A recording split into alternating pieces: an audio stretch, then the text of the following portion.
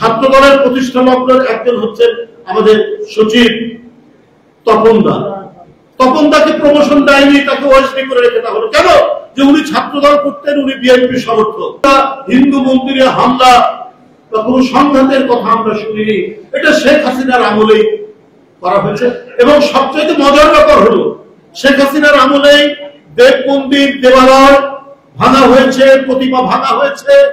কিন্তু যারা ধরা পড়েছেন তারা অধিকাংশই হচ্ছে আওয়ামী লীগের কোনো না কোনো সংগঠনের লোক, আওয়ামী লীগের আমলেই।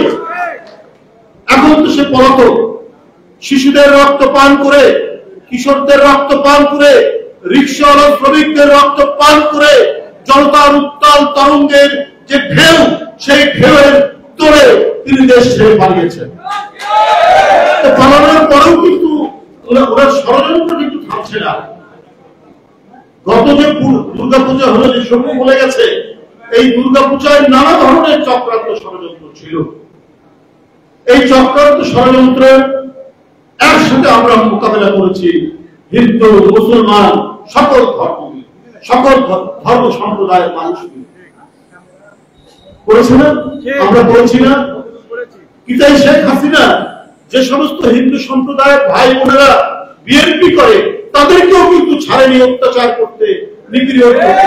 এই যে এখানে যারা দাঁড়িয়ে আছে, এই যে জয়দেব বলুন, অপু বলুন, অন্য সব বলুন, কেউ কিন্তু বাদ নেই হাসিনার নির্যাতন থেকে রেহাই পেতে, কেউ বাদ নেই। ছাত্র দলের প্রতিষ্ঠা লগ্নের একজন হচ্ছেন আমাদের সচিব তপনদা। তপনদাকে প্রমোশন দেয়নি, তাকে ওএসডি করে রেখে দেওয়া হলো। কেন? যে উনি ছাত্র দল করতেন, উনি বিএনপি সমর্থক। হিন্দু বলে উনাকে রেহাই দেয়নি শেখ হাসিনা। অমলেন্দু দাস অপুর বউ এই 17টা বছর ঢাকায় ঢুকতে পারেনি, গ্রামে গ্রামের কলেজে চাকরি করেছে। আমাদের রমেশ চন্দ্র, তার আপন ভাই ডিপ্টি সেক্রেটারি, কোন প্রমোশন নাই, বিভিন্ন গুরুত্বহীন জায়গায় তাকে ফেলে রাখা হয়েছে। কারণ একটাই, ওরা বিএনপি করে। শেখ হাসিনা যদি এতই অসাম্প্রদায়িক হন, তাহলে আজকে তপন বাবু, তাহলে আজকে অমলেন্দু দাসের স্ত্রী, তারপরে আরো যারা আমাদের, আমি কয়েকটার নাম বললাম, এরকম হাজার হাজার যারা কেউ ছাত্র দল করেছে বা বিএনপি পরিবারের ছেলে মেয়ে, তারা চাকরির ক্ষেত্রে বঞ্চিত হয়েছে, তারা ব্যবসা বাণিজ্যের ক্ষেত্রে বঞ্চিত হয়েছে, তারা স্বাভাবিক এবং নিরাপদ জীবনযাপন করার ক্ষেত্রেও তারা বঞ্চিত হয়েছেন। কাউকে রেহাই দেয়নি শেখ হাসিনা। শেখ হাসিনা ভালোবাসেন তার বোন, তার ছেলে, তার মেয়ে, তার নাতি নাতনি ছাড়া আর কাউকে ভালোবাসতেন না। এই কারণে তার গোপালগঞ্জে বাড়ি, তার ঢাকা শহরে সুতা ভবন সব থাকার পরও নির্লজ্জের মতো পূর্বাচলের 60 কাঠা জায়গা নিয়েছেন জয়ের নামে, পুতুলের নামে, নাতনির নামে, তার ভাগ্নের নামে, সবকিছু তাদের নামে। তাই বন্ধুরা আমার, ও নিজেকে ছাড়া আর কাউকে ভালোবাসতো না।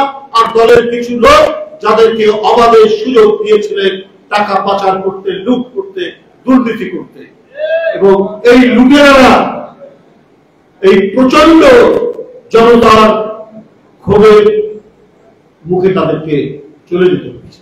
এই জন্য শেখ হাসিনা এখনো নিজেকে সামাল দিতে পারছেন না। যখন তখন পার্শ্ববর্তী দেশ থেকেই উলট পালট কথাবার্তা বলছে। আবার আজকে দেখছি বিবিসি, একটি আন্তর্জাতিক গণমাধ্যম, তারা বলছে কলকাতায় আওয়ামী লীগের একটি অফিস নেওয়া হয়েছে, ওই অফিসে সব বড় বড় নেতাদের যাতায়াত ওখানে শুরু হয়েছে। কারণটা কি? দেশে আর জায়গা হলো না, সবাই বলে এখানে জঙ্গি, সব খারাপ লোক। আজকে কলকাতায় আওয়ামী লীগের অফিস আপনারা খুললেন কেন? এটা তো আজকে সকলের প্রশ্ন।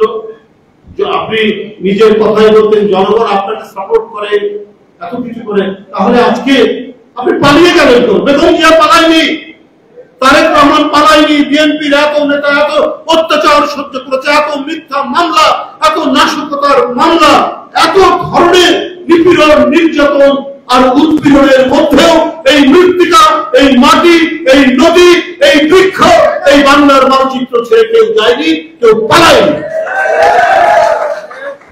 বন্ধুরা আমার, এই সকল দৃষ্টান্ত তো তার বাবা। সাম্প্রদায়িকতার কথা বললেন, শেখ হাসিনা আমাদেরকে চিহ্নিত করতেন যে বিরোধী দল এখানে সব জঙ্গি হয়ে গেছে।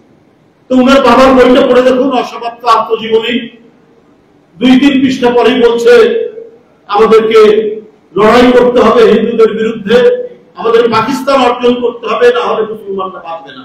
তার মেয়ে আপনি এত সাম্প্রদায়িক, এত সেকুলার, আর পার্শ্ববর্তী দেশ আপনাকে জায়গা দেয়, আর ওইখান থেকে বাংলাভাষী মুসলমান যারা তারা টিকতে পারছে না, তাদেরকে পুশিং করছে এখানে। তো শেখ হাসিনাকে পুশব্যাক করে না কেন বাংলাদেশে? সেই দেশের লোকরা, তার এতগুলো লোক যখন পালিয়ে গেলেন, তারাও তো বাংলাভাষী মুসলমান অধিকাংশ, পঙ্কজ দেবনাথ ছাড়া বা এরকম 2-1 ছাড়া, তাই না? সবই তো বাঙালি মুসলমান, বাংলা কথা বলে বাংলাদেশে, তাদেরকে তো দেন না। তো এটা তো আমাদের দেশের মানুষ ভাবছে যে কোনো কিছু সেখান থেকে করা হচ্ছে কিনা, সেইটা কিন্তু একটা অত্যন্ত বড় ধরনের কোন পরিকল্পনা করা হচ্ছে কিনা, এটা আজকে সকলের মনের মধ্যে এই জিনিসটা ক্রিয়া করছে।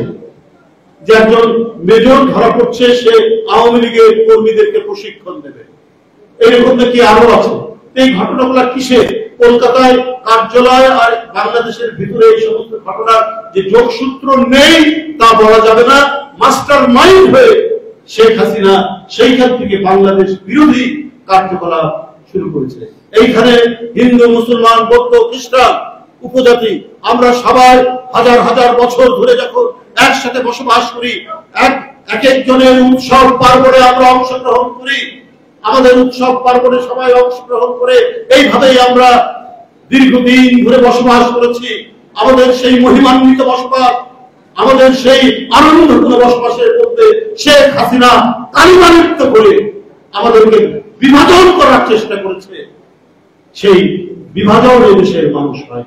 আজকে যারা সনাতন ধর্মের মানুষ যারা এখানে আছে, যারা এই সম্মেলন করেছেন এই অল্প কয়েকদিনের মধ্যে, সবাইকে আবারও আমাদের সেই অঙ্গীকার যে আমরা কাছাকাছি, পাশাপাশি, কাঁধে কাঁধ মিলিয়ে থাকবো।